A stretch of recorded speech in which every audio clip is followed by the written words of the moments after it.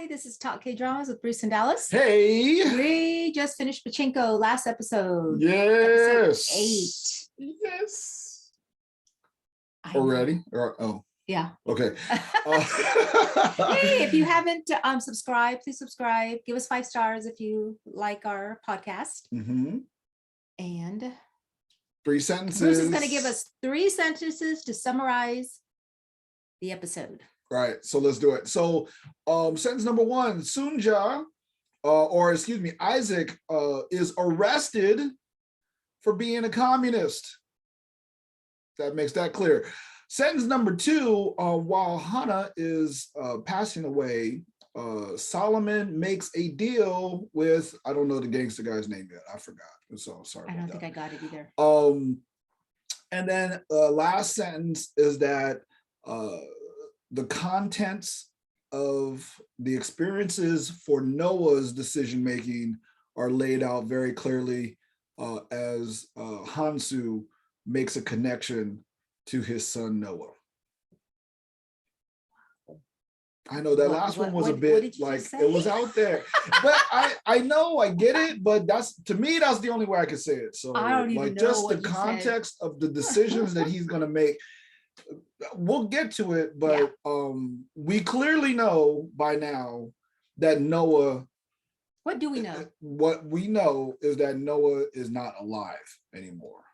That's what I feel like. And maybe I'm wrong, but I'm pretty sure that's the case. If that is the case, and then there's been this banter back and forth between Sunja and her son, like, well, what about Noah? And so I'm assuming that Noah has made a series of bad decisions, a series of very challenging decisions. And it all starts with the context that you were just given about Sunja and Isaac being arrested and all that stuff. And then, Hansu, the gangster dude, showing up and saying, don't be soft and sentimental. Don't look back. And I thought that was absolutely brilliant. Yeah. Like just the way that it sets up to where, so you can understand the decision making, where it doesn't just come out of the blue, where you don't just think that people are evil or whatever. It's just, there's a context to people's decision making. And I thought they set it out beautifully. So I finished the book. That was a lot. I know. No, it wasn't. It was good. Well, because I finished the book. Yeah. And so I'm not gonna say anything, obviously, but I know. So the thing is, though, it doesn't matter what I know, because they could completely change the script. Like in Under the Dome, like how anyway. Alice and I are watching Under the Dome. It's a Stephen King. It's a Stephen King. So Bruce read the book, and I kept asking him, is this in the book? Is this in the book? It's like, he's like, this is a whole new story. they passed the book like by episode 8. Okay, so all I want to say is yes. So I finished the book. I had some tears. I had a little bit of tears. I had to look back in the book. You don't cry very books very often. No, but it was good. It wasn't a big cry, but it was a little bit sad. But the author did say that the show was created set up for 2 seasons. Yeah, so because we don't really know what happened to Noah. We do not know what happens to Noah. We just know he's not there, because the Sunja, Grandma Sunja, does say at one time where she was like, I don't know if she was talking to Hannah, but she was like, I'm the one that told Solomon to leave because of what I did. Now Noah's gone. So we don't know. Even though I know. She's gonna keep rubbing that into my face until second season and we're done. She's gonna be like, I knew it all along. No. What I'm trying to say, though, it doesn't even matter. Like, again, it doesn't even matter what the book is, because it could be. Well, they have. I mean, with a book like this, they're gonna conclude it. This is more real to life. They're going to conclude it in a very similar way. They're not going to change anything major about the story. I don't know. They did add some flavor, though, because you said that the earthquake was not in the book. Correct. So they'll add some flavor, but I'm just enjoying the show as it is. I'm not trying to although I am comparing it a little bit, but I'm not, in my mind, I'm watching and just watching it as it is, Yeah. not trying to be like, oh, they didn't do that or they did this or whatever. I just want to enjoy it. I want to enjoy what the screenwriter and the directors chose to do. So that's what I'm doing. While I was thinking about this, I was like, they did put the earthquake in, which was really good, the show, because we didn't know anything about that. But even though they touched, I don't even know what to say if they touched it, but they didn't talk about like the bombing of Hiroshima. And not yet. It hasn't come yet in the timeline. Oh, it's 1938. Yeah. Oh my, duh. I know. Because I'm thinking, why they're going to talk about the earthquake, but they didn't even talk about how do they not talk about the atomic bomb? Season 2. Okay, 1942. 1942. Season 2. Season 2. Oh, I can't wait to see if they. Season. When was the bombing? 2. 42. It was 42. No, it wasn't 42. It was like 44 or so. Well, the only reason why I know that will be my ballpark. We could look up the exact whatever. But the reason why is because I know it came at the end of World War II. Yeah. Or closer to the end of World War II. So it's right around there. Yeah. So I can't wait to see what they do with that.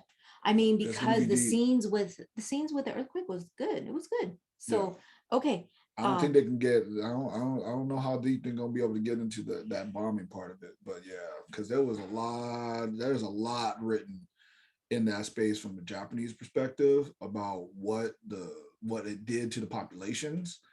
Oh, Woo. That's all I got to say. It's like it was a big deal. And look, war is hell. So let's not even, we're not going to talk about that right now because we don't know what they're going to cover. So episode 8 starts off with in Osaka, 1938. So we're on the brink, right? Yeah, they had even alluded in the space about talking about how Japan is taking a very warlike posture, which if y'all don't know the history of Japan, Japanese folks are a very warlike people. I'm just going to say that very clear. If you want to watch something on that, there's a Netflix thing on, I think it's like Age of the Samurai or something like that. It's a real ass thing, like for real. So, okay.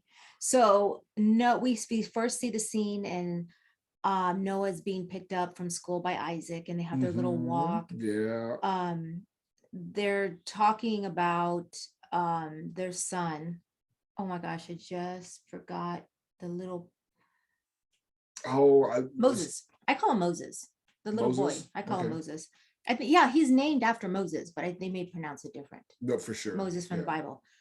And they're having the first year celebration of Moses, and you can see that Noah's a little jealous. Yes, indeed. But that's normal. That's normal. Yeah, sibling rivalry is that's what happened with Carter and Alana, and now they're best buddies.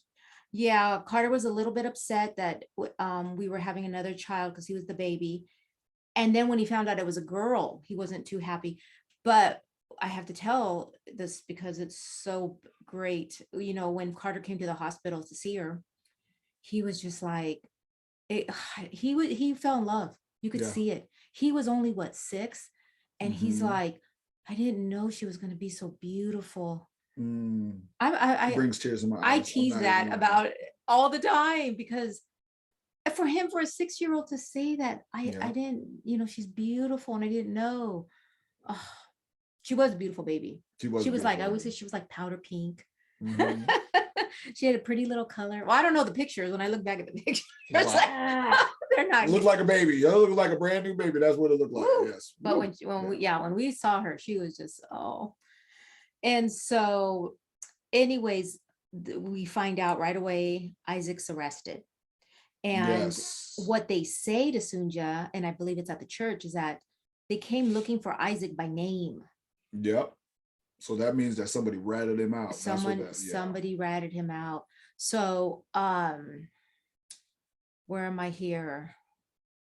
Oh, so then we are back, I believe, in Japan with Solomon. And Solomon's talking to his father about this new job opportunity, opening up Pachinko parlors. And his dad is not happy. Not happy at all. And he tells his dad, your dreams are just not enough for me. Oh, woo. Was that hard for you to Oh hear? I think you man. said something too when you Oh, were that was saying it. brutal. That was brutal. That was brutal. I mean, right. It's like, imagine, right? It's like, you know what? It's like, there's got to be a little bit more context that's going to happen with this one. But basically, Solomon has been set up as the golden child, right? Like, he's the one that's going to go out and conquer the world, and he got a taste of it, right, in the And they United were very States. proud of him. And Worked everybody's at a been, bank. everybody's been gassing him up and building him up, and everything. And then then the rug gets pulled out from him, and series of decisions that he does not regret. But he doesn't want to stay small. Like, he's trying to get, he's embracing, whatever, the American dream, build yourself up, all that stuff. He's embracing that. And yet you see, like, ooh, there's this big tension here, and I can't wait for it to unfold, because it's going to involve Hansu. That's what even Ho's character, is going to involve him, and I'm going to love every minute of it. Well, it's interesting because I'm like, his dad is doing very well in the book. He was millionaire. I mean, he made millions. Yeah. But his dad is like, no, I don't want this for you. This is not prestigious. He's looked at as a gangster, even though it's clear his dad is very honest, an honest businessman. Yeah. But not necessarily. Well, remember, he was fixing those Pachinko machines early. But for them though, that's part of the job. I don't see it as like he's not out killing people. He's not out doing stuff like that. Mm-hmm. That's how I saw it. Like, I saw it that in that's just part of the job. They said it in the show, in the movie. Yeah. That's just part of it. It's part of, running the business that you do.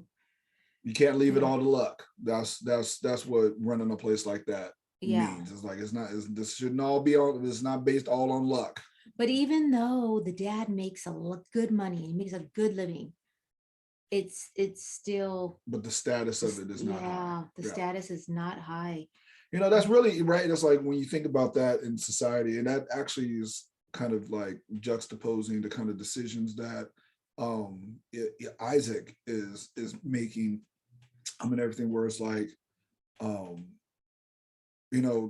there's jobs that need to be done. There's jobs that people want people to do, and yet the prestige of those jobs are really low, right? And so there's something to be said about, like I said, that's actually setting up the whole communist thing. It's so interesting because too, if you've been listening to us, I'm going back to school to get my teaching credential. Yay. And I was thinking about that too. I'm like, it's a lot of work. I'm taking 3 classes this summer, and I'm like, man, and it's a little bit crappy. The Board of Education, like they're still trying to figure out what education is and what you should teach. Yeah. And we keep changing things. And then I think, you don't get paid very much for all of this. Yeah. And of course there are benefits, right? You get the summers off, holidays off. That's why I like that idea. Right. And I love the idea of teaching kids. But it's interesting that being a teacher, people do think highly of you. Yeah. You really do. So I all I was doing is just juxtapositioning Pachinko, a business owner who makes millions, but he still wouldn't want his son to do it. Right. Because of the stigma of it. Yeah. And then so I was just thinking, and then being a teacher, like you're highly regarded, but yet it's a lot of work for a little pay. Yeah. And stress and anyways, okay, we're back. So back at the hospital, Hannah is saying that she squandered her life. It's time to stop feeling sorry for she's telling this to Solomon. Like, she's kind of giving him a little bit of a beat down, because she's trying to toughen him up.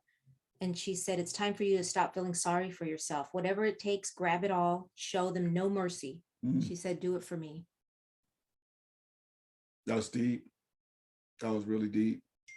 but it's like it's like, but it's like what you know, I'm still just wondering like what is that going to mean for Solomon. I understand it's like, and that already inspired a decision from him in regards to basically accepting the deal. Yeah, and make his own money. Yeah. Okay. What's up? This was supposed to be quick and easy. Yeah. Yes. So I saw it as, you know, go out there and make your own money, make your own decisions, because you know, as the bank, he's working for somebody else. Can you handle that? I'm sorry. At the bank, he's working for somebody else. He's doing what they tell him to do. Yeah. So, you know, him, it's kind of like his dad. Yeah. You know, his dad doing his thing. Yeah. And we'll see. Right? Yeah, well, I mean, it seems like we're ready to talk about it right now. The thing that I'm wondering, like, how this is going to pay off for him. Yes, I get it. He's going to make a lot of money. He might be making his own decisions, but he was already like, I mean, he's making a deal with this dude, like, hey, get this Korean owner to, you know, to sell the house. And the dude was like, oh, well, you couldn't do it. And he was like, well, I heard you have your ways. And that was like, oh, and then, well, that was definitely at the end making of this a deal with the devil. Right yes, there. I was a little bit shocked, but that was him like, I'm gonna get mine. Yeah. I mean, like I said, however I have to do it, because at the end of the episode, you see the lady there at her home. Do you remember? And the guy was standing outside with 2 dogs. And I was like, oh, what are they gonna do? But that's where this, you know, show is going. Yeah, I think, right? Yeah. So we do see the scene with Sunja, and she is talking to Hazigwa, who is the communist. Yes. You remember, who is in charge of all that? And she is mad. She's like, who made this decision? Who asked me? Who's gonna feed my family when you guys were off making these decisions? But I'm a little shocked to hear Isaac involved with that. Being a priest? No? Okay. Not at I all. guess they thought this was the way to go. You know, this to me is the beautiful part about telling the story from a woman's perspective, right? Because this is, again, I keep saying ethnic studies is all ethnic studies is just taking multiple perspectives on the same thing, right? And so when you're used to just hearing in our history books, I'll say it point blank, the elite white male position, you would think that everyone was like in lockstep of what happened and the revolution and all of this stuff.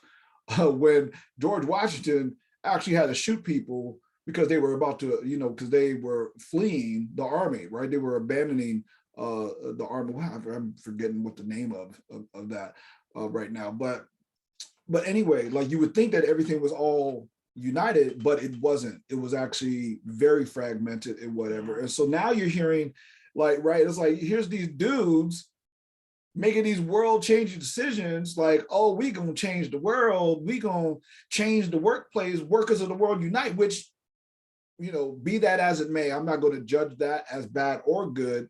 It's just, this is going to have a direct effect on your family. What do you do? Yeah. Right? If you're caught. And so Isaac, I don't know if it was a high road, but he chose not to. He chose to do it, and he chose not to say a word to Sunja because, well, he knew she wouldn't be down anyway. Which also, it seems in that time, that's exactly what men would do. That's what men would do. She said, for sure. She said, what she actually said was, did anyone think of us who would close our family when you were drunk on your dreams? I like how those words. Man. When you're drunk on your dreams. That is poetic. Isn't it? I love that. Yeah. I've never heard it. I'm sure that's. You know what? But the thing is, though, when revolutions work, don't nobody say nothing. But they had a plan, and they were hoping their plan would work. And so exactly. So yeah. So this is the scene now where Solomon goes to Yoshi, and that's the guy, and then they agree on the business, everything you talked about. But he asked for a favor. Yeah. It has to do with Hannah. And let's see. I'm not exactly sure what the favor was. What's the favor? Do you? Oh, at the end of the episode, they're able to take Hannah out of her room and take her up to the. Was that the favor? Yes, I know it's weird, but I was thinking about it for a while, and the reason why it's like a favor, because remember the stigma that was attached to her having AIDS? They didn't even want her in the building. Yeah. Okay. And so I think to even take her out of her room was a big deal. But he was able to take her out and take her to the rooftop. Yeah. So I'm thinking that's why. Okay. I thought they were going to fly her to Hawaii or something like that, but. Yeah, but remember, she's really sick, about to die. I thought that too. But I'm like, yeah, well, she's really sick. And at that time, putting her on a plane, or unless there was a private plane, I thought maybe. But remember, just taking her out of the room, her being in the hospital already. Okay. And remember, nurses didn't want to touch her. Remember all that scene with the nurse? Yeah. It's like, you're not going to get AIDS if you just look at me. That was deep. But some people believe that. Oh yeah, no, it was a very, well, she was in a very shameful position, right? And what we had known about at that time, what we did know about HIV was that it was transmitted through sex, right? And so therefore, that shame upon shame upon shame in that society. Well, I honestly, I think that it rode a little bit close over here in the United States also, but she was in the sex work. Yeah, was in that space also. So it was all tied in to that she was in a very low position socially. So there's a scene here, and I believe the dad and Grandma Sunja are talking. And and they're talking about him because he was just fired. Right? He was fired from his job. Oh, Solomon, they're talking about Solomon, yes. And so, I'm sorry. So they're talking about Solomon, and they're saying, he's a good kid. We raised him well. Moses is telling his mom, like, we raised him well. He's a good kid. Actually, I think it was the grandmother that said that. I think it was Sunja that said You're right. She did say that. Yes, she did say that. Like, we raised him well because. Yes, but then this is what Moses tells his mother. You raised Noah. How did that turn out? Man, I'm talking about that was just who says that? And we don't know what happened to Noah. We don't. I mean, I do, but God, see, I told you she's just gonna hold really, it. Honestly, I'm just kidding. You're not. You do know what happened to him. I know what happened to him in the book. That doesn't mean anything. They could change it all. Whoa. And then who says just because we love them doesn't mean we know them? It's so true. It's true. And I hate to even think about, parents who their kids have done things and they're just shocked. Yeah. Because you think you know them, but you don't know what's going on. You don't know what they don't tell you. You don't know what they don't tell you. You don't know what they don't tell you. Yeah. I mean, there's some great parents out there that have produced some kids that are like, whoa, right? And then there's some really bad parents out there that have produced some kids that are like amazing. Yeah. So they're like, I'm not going to be like that. It is how, I mean, it's a little bit of kid has to. An environment, I say. Look at you. What? Didn't you read that in your book? No. It's both nature. It's both nature and nurture. Everyone's trying to figure out which one's more important. It's like both of them are important. Both. It depends on the context. And it depends on your kid and who you are. Yeah, because you can have kids raised in the worst of situations and become the best of people. And you can have people raised in the best of situations and become the worst of people. So it's like, it has to be both. Anyway, I'm getting all solving dilemmas over here. So talk about theory. We watched this. I was just reading. She's reading theoretical stuff. Which is my wheelhouse. But I do not like theory. Okay. Theoretical stuff. So we watched this like a week ago, and I'm reading my notes, and I'm like, what the heck? What did I write? What does this mean? Just say it. I'll try to help you out. So I wrote in quotes, he's not your brother. I would never let that happen. Yeah, that's what Sunja said. Okay. Sorry. When they had that conversation. Yeah. So who's not? Well, I mean, what? Solomon is not like your brother Noah. Therefore, Solomon. He'll be all right. Sorry. Yeah. So Solomon's not your brother. He's not going to do what Noah did. So I mean, because the big key in that one is who Noah's father was, and that is Hansu, who was gangster, right? I mean, obviously top level Yakuza, as high as you could go and not be Japanese in a Yakuza organization. So okay. So there's a scene here where Sunja and Noah, I guess they're at the police department and they see Isaac being taken away. And Noah's running after him, remember, in the streets. Oh my goodness. That was hard. That was anytime you see a little kid, scenes like that, it's so hard. Yeah. That was so rough. Yeah, when you're, and because Isaac, and whether right or wrong, right? We're not going to sit here and judge the communist, party or whatever. What Isaac was doing was he was investing in a future, right? He was taking a huge risk. He knew it was a huge risk, but he wanted, but huge reward. Yeah, right? That's why you do things. If they truly believe what they believe, that the world would be a better place with workers being more treated more fairly, then to him it was worth the risk. And yet, when you're faced with the risk, when you don't make it, and you have to look at your family in the face, and which he did, it was tough. That was really tough to watch. That's why we've had breakthroughs, because people have put their lives on the line to fight. Them and the family, like they put everything on the line. They're like, because this is the right thing to do. Yeah. So I mean, that happens all throughout history. You see that. So somebody has to. Yeah. Right. Sure. Okay. So there's a scene where the grandmother gives Solomon the pocket watch. That was super. We don't know how she had it back, right? Not in the movie. Okay, we don't know. Yeah. Oh my goodness. I'm just like, I'm telling you, I'm like riveted the way that they're just dropping like seemingly random things. I'm just like, how did she get that back? Oh, that was. They're making us want to come back. For sure. Yeah. Okay. So she says, I used to think that this watch was a curse, but it saved us all. Maybe it will do the same for you. So maybe it saved her when she sold it to get money. Yeah, for sure. She had to pay that. But remember, Hansu was the one that bought it back from the pawn shop dude. Yeah. Therefore, all I'm waiting to see is the exchange. Is what had to happen in order for him to give it back to her. Go back to Hansu? Did they get back together? I don't know. We shall see. I think those details are going to be juicier in the series than they were in the book. I think they probably broad brushed them in the book. I wonder if they're definitely get back. I don't know if they're going to get back together. I'm just saying they're going to go into more detail. I wonder if they're filming right now, or are they done filming? They're probably or have they not even started? Do we have a release date? 2 years. No, I haven't even looked it up, but I hate waiting. Get over it. We're definitely going to watch it when it comes out, though. So get Apple TV. So, that there wasn't much else. We talked about the man with the 2 dogs at the woman's home. Yeah.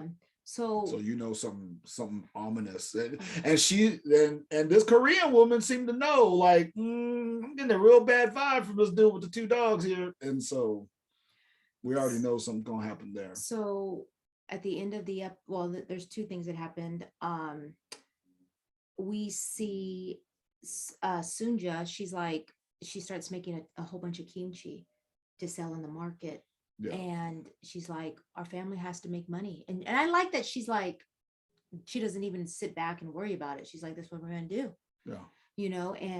But the brother, Joseph, is not happy about her having to go back to work. And if you're having a hard time with that, it's because he's the man of the house, and it looks bad on him to have his women out there working in the streets when he's there. And it makes him look lazy, and not being able to take care of his family. But she's like, let me help. She's used to working. I thought she would say that. I thought she would tell him, look, I've worked my whole life. This is nothing for me. Right. Her dad died when she was young. Right. So her and her mother worked. This is what she's used to doing. She's not used to sitting around just letting somebody take care of her. Mm-hmm. So yeah, and look, this is also I don't want to make this into a big old lesson, but at the same time, it's like the whole communist thing for you to get, for us to like really understand why this is being juxtaposed, right? Is that there's been the communist critique, right? And you can, again, like this or not, of capitalism has been that that capitalism actually created the gender disparity in everything, right? And take that for what it's worth, and right on the face of it, and that's all we're going to analyze in this space, is to say that in agrarian societies, right, like farming communities and stuff, there are gender roles, right? Men do certain types of work, women do certain types of work, but all the work needed to be done, and everyone understood that if you don't do your job, we don't eat, right? And so, but with capitalism and the model, factory workers and stuff like that, well, the men's work gets paid now, but the work that women do doesn't get paid, and that creates the inequity, the unequal, relationship between males and females. Like I said, feel how you feel about that, right? But that was a big critique. And so when I'm seeing this story being told, like this dude having his ego crushed because the women in his life are working, just like this is actually what the communist folks would say, is like, this is going to liberate you, actually, because women going out there and being able to work and getting value for the work that they do is a necessary thing for equality.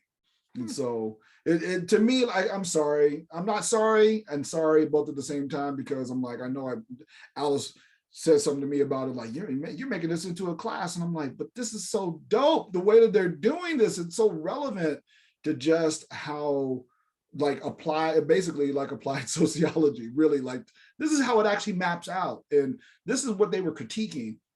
Agree with the story or not, agree with it or not, that's whatever, but this is what they were critiquing as they were doing it. This is a story. That's why these stories need to be told. So we see Hansu, he catches up with Noah while he's walking to school. This is so dope. I don't even know how I feel about that. I got all these emotions. I loved it. He is the best bad guy ever. We're going to be rooting for him all the way through the end, and he is he is about to make his child make a horrible decision. So we know that he sits back, right, and he's watching them. He knows a lot. He knows what's going on with his family. But what's so interesting is that he just lets it be. Yeah. Because that is his son. Yeah. But the patience he has to just and to let Isaac raise him. Oh yeah. Like I just don't know. I'm like, but when we saw him when he was younger, he was a good person. He has a good heart. Idealistic down to the core. Yeah. So seeing him walk with his son, I feel like he just had this patience where it's like, this is what I was waiting for. Not that he was waiting for Isaac to die. He was waiting for his opportunity to raise his son. Yeah. No, absolutely. The way he could, the way that Sunja would allow him to. Yeah. But so he walked with him, and it was just so like, why are you taking the long way? You know, and it was just so sad, because he's like, because my dad would like to listen to the music. And then at the end, when he says, don't take the long way, only a fool would do that, and don't be a fool. Yeah. God, it's so dope. Oh my goodness. Were like you gonna say something else? It's so good. It's so dope the way that they are, like I said, I know it was long and convoluted third sentence, but it's so dope to me, like how they're setting up the decisions that Noah is about to make, right? Because and to me, it's just such good writing. It's such a great, Hansu is such an amazing character. Him being played by, though is one thing, I get it, but he is such an amazing character in that the very thing that he's telling Noah to not have, that Hansu is driven by, is that sentimentality. Like he is as sentimental of a fool as anybody who has ever walked the planet. But it's the same. It's the same thing that his father told him about the woman. Yeah. You know, his dad was the same way. When, you know, His dad was sentimental. His right, you're saying because the father was like, hey, when you fall in love with a woman, you'll know. You don't talk no crap to me till you fall in love with a woman, right? but he And it's like, also and made him like, you're not going to follow my footsteps. You're going to America. yeah, but Go away. Hansu now is getting to do things his way, and he's like, no, he wants Noah to follow in his footsteps, and he's like, well, I'm gonna help you out with that. Get rid of all that sentimental crap, and let's see where that takes him, right? Because, like I said, that sentimentality, Hansu is driven by it, right? I mean, you see that with the father. He didn't want to leave his father. You see that with Sunja. It's like he was trying to get her all squared away. Then he winds up following her and buying the watch back. Like, it's like he is completely driven by sentimentality. Yeah, he's yeah, even yeah, there. yeah. He's even there with Noah, and he knows being sentimental, but at the same time telling him not to be, telling Noah not to be sentimental. And so let's see where that takes us. So the last, oh, such a good scene. The last scene is we see Sunja go to the market pushing the cart to sell transformative the kimchi, and that's how they decided to end this season. Yeah. To say this is what happened to, this was the fate of many women. Yeah. Oh my goodness. Oh, I forgot about. I didn't forget. Right when you said that, I was like, and then they had all the older women come into the space. Oh my goodness, that was beautiful. Yeah, that was amazing. And I was thinking, did they not eat kimchi because they made fun of her? That, oh, that smells. Get out of there. And you know, was she taking a chance by making the kimchi? For sure. Because the Japanese probably, you know, they didn't eat that. They made fun of them that they smelled like garlic. The kids were made fun of that they smell like garbage and cabbage or something. Yeah. Or smell like garlic. Garlic. So fermented cabbage, like, because kimchi, you got to ferment it. Yeah. So, oh, I made mistakes a few times. I always smell stuff when, you know, jars and stuff. I always smell it, look, make sure it looks okay. Woo! You can burn out your what's sinuses. In here, sinuses. I've opened jars of kimchi sometimes and just went like wasabi. It's like wasabi. Yeah, it's bad. You can't do that. So well, and I mean, like, so, and to be clear, I love me some kimchi. Me too. Oh, I've been eating kimchi because I don't want to eat a lot of rice. I've been eating it on top of like cauliflower rice. And oh my gosh, delicious. Delicious. I can't get enough of it. I'm not rolling. I know, but I just don't want to eat tons of rice. But kimchi on top of rice is so good. Yeah. So anyways, all of that to say is, oh, she's taking a chance. No, she's taking a huge chance. And again, right, this is definitely an American-made movie, right? And to me, like, now they're like really trying to go like capitalistic entrepreneurial, you know, like this is the capitalist spirit. Because it's juxtaposing, right, between going out into the marketplace and doing this work. But it's all, you know what? I don't know. It's a little bit, maybe, but also, like, so you know what? I feel like I'm gonna have to step on my own thing of saying that communism never really wanted to get rid of work. They just wanted people to get paid for their work. And why are we talking about communism? Because she went out, she made the kimchi, she's getting all the profits for the work that she did. And that is, if you were going to talk about the best of a communist model, that's the best that could happen in the communist model. While capitalism, there's workers that get exploited, and the capitalists at the top are the ones that get all the profit. But they don't work the same way that she's running a business. She's running a business. Yeah. And then she'll have people under her. And gets all of her profit. Yeah, that's capitalism. She does all the work and gets all of her profit. No, that's not capitalism. Communists, don't you share? Isn't everything like given to you from the government? Anyway, I'm gonna stop because this is very theoretical now. Just too theoretical. It's too theoretical. I'm sorry. We love this. We loved it, right? Loved it. We love Pachinko. I am not. Yeah, I cannot wait. And the book is good. Read the book. Yeah, I can't wait for the next part of it. If you read the book, let me know. Go to our Instagram. Let us know if you read the book. I mean, in the series, they also did the whole thing with Hansu, right? That What? they didn't do that in the book. What? The whole previous episode where they went deep, did a deep dive with Hansu's character. That's not in the book. That's not in the book. So they're doing things different. Yeah. It's So the beautiful. book is good on its own. It's beautiful. The book is good on its beautiful. own. And once they figure out that more even ho, the more even ho, the better. We'll see. We'll see how the ratings are.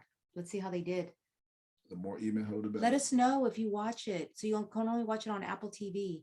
But what did we pay? I mean, you can get the free thing and then binge it. It's only 8 episodes. Oh, I think they're still giving you Hustle free. that. Are they still giving you a free? I think first time subscribers always get it for free. Like a for 30 week day or something, or a week maybe. Okay. And then time it. Like if you want to, like time it, because when the second season come out, then you can just bang and just. Well, that'll be a year. That might be like 2 years. So well, this is worth it. It's worth it. It's worth the wait. Okay. It's worth the money. Thanks for listening and watching. I don't know what we're doing next. If you're watching us or listening to us same time, we're gonna do something easy this summer. Whatever that means, we're gonna do something easy. light, I guess. Because light. Alice is in school and she is excited. I don't know. It's really hard. So we'll see. We'll see how it goes. And she's working through it. Thank you for listening and watching. Bye. Bye.